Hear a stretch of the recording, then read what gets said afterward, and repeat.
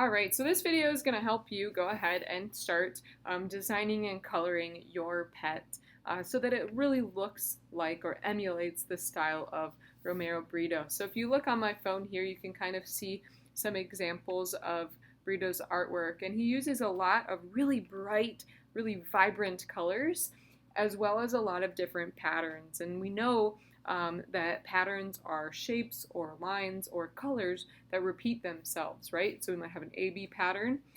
It might go red, blue, or we might have a pattern with different shapes and things like that. He uses a lot of fun patterns, bright colors, like I said.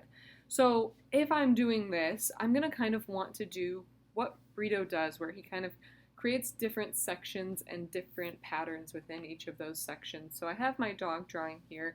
I'm going to go ahead and maybe, kind of like this one, I'm going to create a separate section on this part of the leg so that I can create one pattern up here. So maybe I'm going to do stripes in this section, and then I can do a second pattern down here. So maybe I'm going to add cute hearts within this section because I just love pups.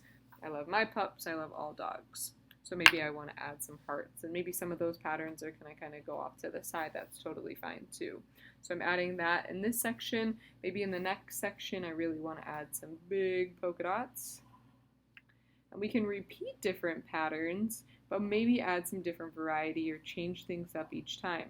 So if I do big polka dots in this section, then I could still do polka dots in a different section, but maybe instead I'm going to go much smaller, so more like this.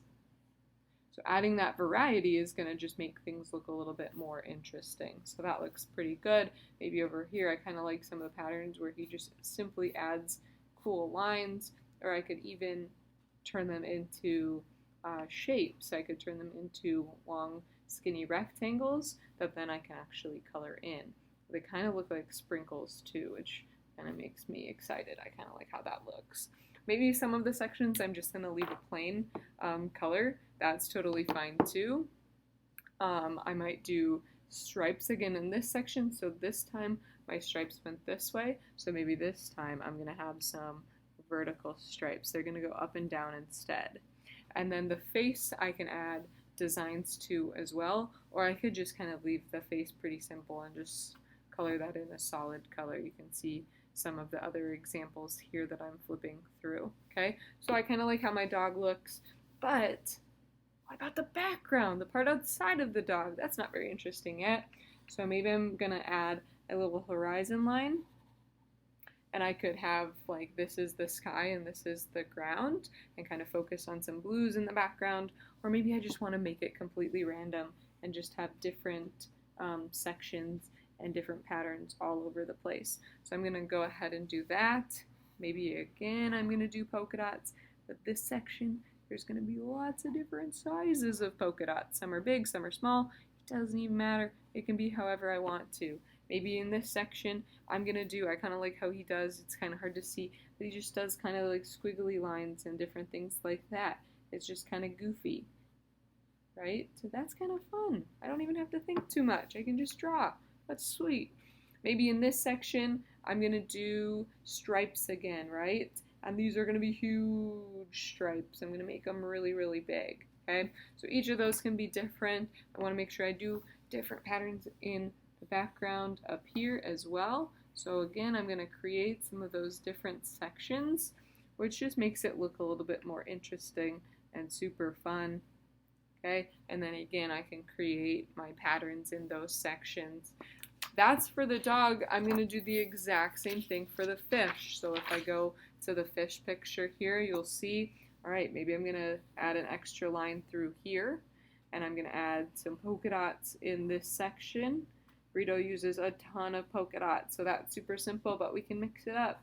Maybe this section is going to have squares instead of polka dots, right? We can be as creative as we want to be. So once you're finished adding the patterns, then comes the fun part of actually getting to color them in. And like I said before, Britto uses a ton of really bright, really fun colors. So let's try to do the same when we're working on our artwork. Instead of choosing just kind of bleh colors, choose colors that really pop, colors that make you happy. That's what Britto's artwork is all about. It's about happiness, excitement, love, and spreading that happiness to other people. All right, so I'm gonna keep going. I'm gonna add some cool flowers in this section instead. Flowers are kind of tricky, aren't they? But it's my artwork. I can make it look however I want to. Oop. These ones are gonna kind of overlap a little bit. And then I've got room for one more.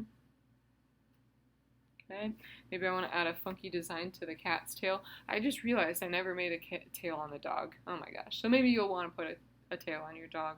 But you can make your pets look however you want them to look. Just be super creative, use those bright colors, and have fun.